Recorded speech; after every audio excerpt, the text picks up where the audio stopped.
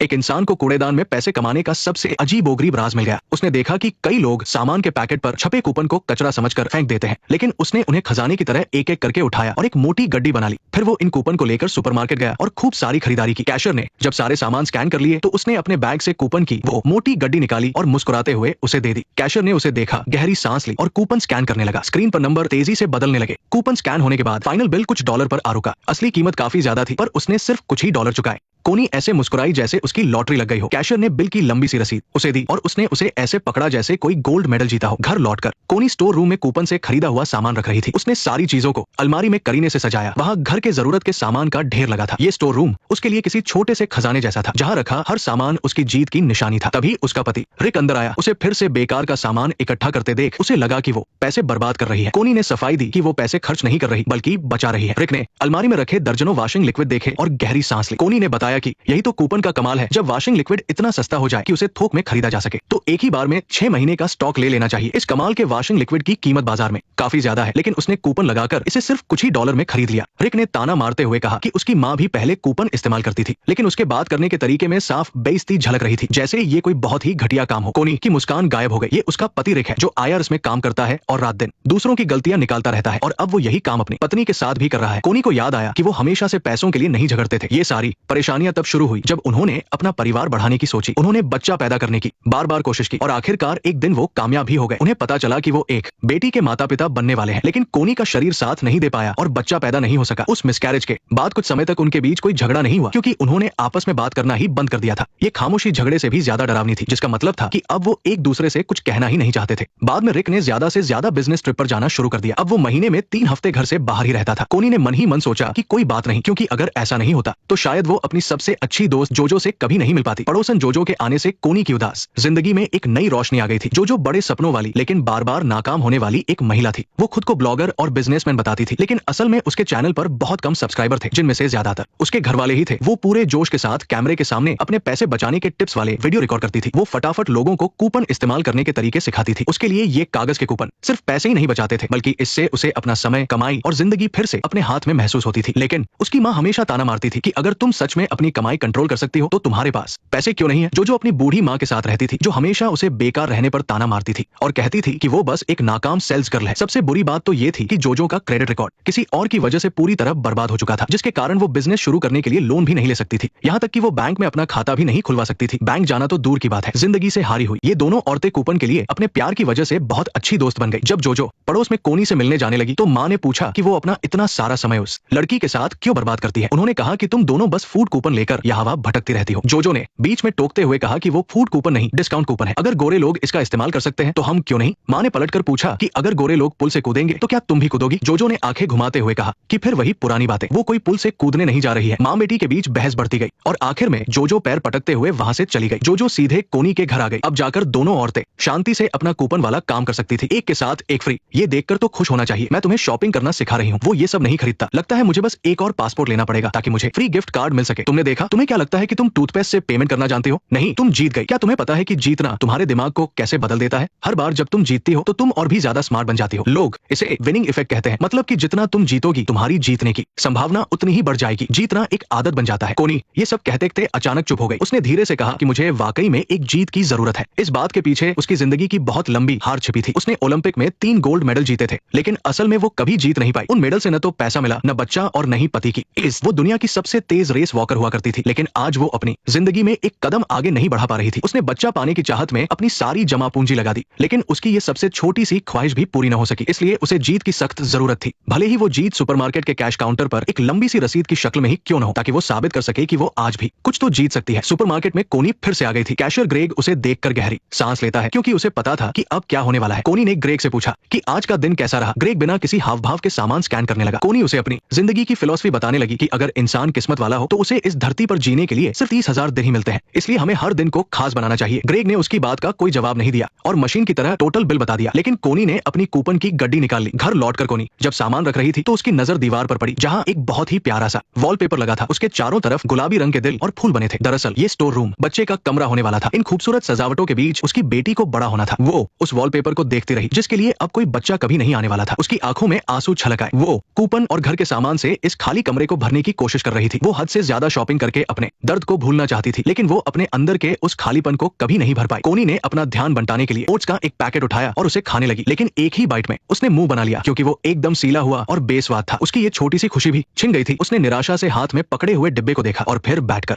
उस खाने वाली कंपनी को शिकायत का लेटर लिखने लगी। उसने लिखा कि उसने हाल ही में फीनिक्स के एक लोकल सुपरमार्केट से उनके ब्रांड के ओट्स का डिब्बा खरीदा था, लेकिन खोलने पर पता चला कि वो खराब है। एक पूर्व ओलंपिक खिलाड़ी होने के नाते उसे ये देखकर बहुत निराशा हुई। वहीं दूसरी तरफ जोजो अपने मेकअप के सामान बेच रही थी। उसने एक कस्टमर का मेकअप किया और पूरे जोश के साथ उसका चेहरा शीशे में दिखाया। कस्टमर ने अपना चेहरा देखकर कहा कि ये बहुत ही बढ़िया है। फिर उसने पूछा कि क्या वो क्रेडिट कार्ड से पेमेंट कर सकती है। जोजो ने झिझकते हुए कहा कि वो सिर्फ कैश ही ले सकती है क्योंकि उसके आइडेंटिटी कार्ड के चोरी होने की वजह से थोड़ी दिक्कत है। कस्टमर के चेहरे के भाव तुरंत बदल गए। जोजो ने झट से सफाई दी कि उसने किसी की पहचान नहीं चुराई है, बल्कि उसकी खुद की पहचान चोरी हो गई थी। उसका क्रेडिट रिकॉर्ड पूरी तरह खराब हो चुका है और वो बैंक भी नहीं जा सकती। ये काफी उलझा हुआ मामला है। कस्टमर ने कहा कि उसे थोड़ा सोचना पड़ेगा और आखिर में उसने कुछ भी नहीं खरीदा और वहां से चली गई। जोजो ने गहरी सांस ली। एक और डील हाथ से निकल गई। इधर रिक ट्रिप से वापस आया ही था कि उसे फिर से काम के सिलसिले में जाना था। उसने कोनी को बताया कि वो कुछ हफ्तों के लिए बाहर जा रहा है। कोनी ने रूखेपन से बस हाँ कह दिया। रिक ने एक लंबी सांस ली और आखिरकार अपने मन में दबी हुई बात कही दी। उसने कोनी को याद दिलाया कि पहले उनके पास और भी रास्ते थे। वो अपनी जिंदगी मजे से जी सकते थे, अक्सर महंगे रेस्टोरेंट में खाना खा सकते थे, लेकिन कोनी ने आईवीएफ के 4 राउंड कराने की जिद की और उनकी सारी जमा पूंजी खत्म हो गई। वो पहली बार के फेल होने के बाद ही हार मान लेना चाहता था, लेकिन कोनी नहीं मानी। फिर रिक ने कोनी को वो बात कही जो उसे सबसे ज्यादा चुभने वाली थी कि तुम अब बच्चा न होने के दुख को इन कूपन से भरने की कोशिश कर रही हो। ये बात किसी तेज धार वाले चाकू की तरह सीधे कोनी के दिल पर लगी। रिक अपनी जगह बिल्कुल सही था। कोनी सच में सच्चाई से भागने के लिए कूपन और घर के सामान का सहारा ले रही थी। वो पैसे बचाकर खुद को सही साबित कर रही थी, लेकिन रिक को सिर्फ उसका पागलपन दिख रहा था। उसे कोनी का दर्द दिखाई नहीं दे रहा था। वो कोनी पर समय बर्बाद करने का इल्जाम लगा रहा था, पर वो ये नहीं समझ पाया कि कोनी को अपनी उदास जिंदगी काटने के लिए इस छोटी सी खुशी की ही जरूरत थी। कोनी रिक की बात सुनकर बहुत गुस्से में आ गई और उसने पूछा कि क्या वो कोई मजाक कर रहा है, क्या वो बच्चा उन दोनों के प्यार की निशानी नहीं था। लेकिन रिक ने बड़ी ही बेरुखी से कोनी से कहा कि वो इस कमरे से बाहर निकले और कोई ढंग की नौकरी ढूंढे। रिक के जाने के बाद कोनी उस सूने कमरे में अकेली बैठी रही और खुद को शांत करने की कोशिश करने लगी। तभी बाहर से डाकिया के आने की आवाज आई। कोनी ने बिना किसी मन के चिट्ठियां ली और उन्हें बस यूं ही पलटने लगी। अचानक उसकी नजर उसी खाने वाली कंपनी के एक लिफाफे पर पड़ी। जब उसने लिफाफा खोला तो उसके अंदर मुफ्त ओट्स का एक कूपन था। उस कूपन को देखकर कोनी की सारी उदासी गायब हो गई। उसे लगा कि उसकी शिकायत बेकार नहीं गई है। वो उसी कूपन को लेकर सुपरमार्केट गई और ओट्स का एक डिब्बा लिया। कैश काउंटर पर उसने बड़े ही गर्व से ग्रेग से कहा कि छोटी छोटी बचत से ही बड़ी कमाई होती है। ग्रेग ने चिढ़कर पूछा कि वो हमेशा यही बात क्यों दोहराती रहती है। कोनी ने पूरी गंभीरता से जवाब दिया कि छोटी छोटी जीत से बहुत सुकून मिलता है। ग्रेग बुदबुदाते हुए उसी बात को दोहराने लगा और फिर अचानक बोला कि बेवकूफी भरे शिकायत के लेटर लिखने में समय बर्बाद करना कितनी बड़ी बेवकूफी है। कोनी ने हैरानी से उससे पूछा कि उसे ये कैसे पता। ग्रेग ने मुंह बनाते हुए कहा कि वो कोई इकलौती नहीं है। बहुत से लोग कंपनियों को शिकायत लिखकर ऐसे मुफ्त कूपन हासिल करते रहते हैं। ग्रेग की ये बात कोनी के लिए किसी चाबी जैसी थी जिसने उसके दिमाग के बंद दरवाजे खोल दिए। उसे समझ आ गया था कि ये सिर्फ उसके साथ हुआ कोई इत्तेफाक नहीं है, बल्कि एक ऐसा लूप होल है जिसका फायदा सिस्टमैटिक तरीके से उठाया जा सकता है। जब इतने सारे लोग ये काम कर रहे हैं तो ये कोई धोखाधड़ी नहीं बल्कि बिजनेस है। आखिरकार उसे एक ऐसा गेम मिल ही गया जिसमें वो जीत सकती थी। घर पहुंचकर कोनी ने पागलों की तरह शिकायत वाले लेटर लिखने शुरू कर दिए। वो हर तरह के सामान में कमियां निकालने लगी। किसी का स्वाद खराब था तो किसी का नया वाला वर्जन पुराने वाले से भी घटिया था। कूड़े वाली पन्नी बहुत ही कमजोर है। कुकीज का टेस्ट बिल्कुल अच्छा नहीं है। पिज्जा ठीक से फूला हुआ नहीं है। चीज से बदबू आ रही है। हर एक लेटर इतने पक्के सबूतों और दलीलों के साथ लिखा होता था कि कोई उसमें कमी निकाल ही नहीं सकता था। एक के बाद एक शिकायत वाले लेटर भेजे जाने लगे और उसके बदले मुफ्त कूपन घर आने लगे। कोनी को लगने लगा था कि उसने इस गेम के सारे नियम समझ लिए हैं और उसे जीतने का तरीका मिल गया है। कोनी ने जोजो को अपने घर बुलाया। जोजो ने आंखें खोली तो देखा कि पूरी मेज मुफ्त कूपनों से भरी पड़ी है। वो खुशी से जोर से चिल्लाई। जोजो ने एक बहुत ही बढ़िया क्वालिटी के टॉयलेट पेपर का मुफ्त कूपन देखा और पूरे जोश के साथ पूछा कि क्या ये पूरा फैमिली पैक है, क्या ये बिल्कुल फ्री है। कोनी ने सिर हिलाते हुए कहा हाँ, इस कूपन की कीमत कुछ डॉलर के बराबर है। कोनी ने बताया कि जोजो भी लेटर लिखकर ऐसे कूपन मंगवा सकती है। जोजो ने तुरंत पलटकर पूछा तो क्या मुझे ये लिखना होगा कि टॉयलेट पेपर से मुझे खरोंच आ गई। भला इस बात पर कौन यकीन करेगा। उसने कोनी को सलाह दी कि वो सीधे सारे कूपन उसे ही बेच दे। कोनी ने पूछा कि वो इसके कितने पैसे देगी। जोजो ने थोड़ा सोचा और बोली कि वो इसके लिए आधी कीमत दे सकती है, कुछ डॉलर। कैसा रहेगा। कोनी की आंखें चमक उठी। उसने सोचा कि अगर वो ऐसे ही ढेरों कूपन हासिल कर ले और उन्हें आधी कीमत पर बेचे तो ये एक असली बिजनेस बन सकता है। जोजो ने उलझन में पूछा कि ये कैसा बिजनेस है और तुम